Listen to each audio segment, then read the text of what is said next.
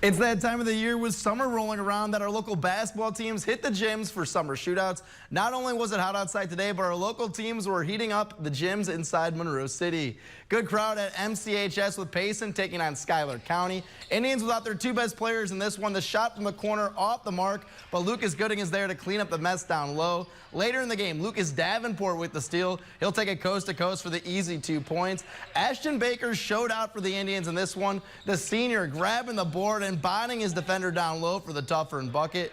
Nolan Sparks also stepped up his game. He'll drive to the hoop right here, fight through the contact on the way to the bucket for the basket plus the foul. Payson down 3, looking to keep it close. Baker spots up for 3, and the big man buries it from downtown. Unfortunately, Schuyler County would make their free throws down the stretch, and they would take down the Indians. Over at the junior high court, Camp Point taking on Atlanta. These Panthers looking a little different this year. Cruz Miles gets things going for CPC, taking it to the rack to come away with 2. Panthers showed good ball movement off the miss. Eli Ginnenbacher is able to snag the board and collect the second chance points. Camp Point continuing to work it down low. Corbin Hoosier this time is able to bury the turnaround look from the paint.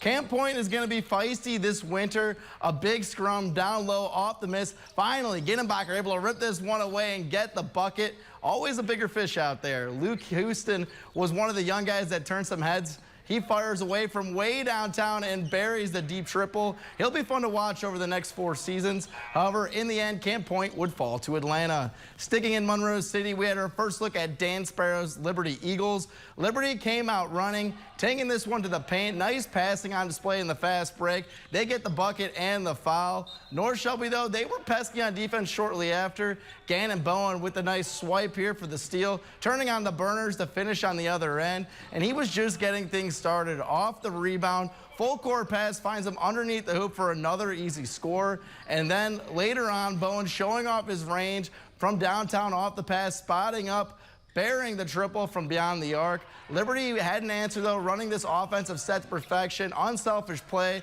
capped off with a wide-open three-pointer that's right on the money. Both these teams are still very young and should be a lot of fun to watch this winter. And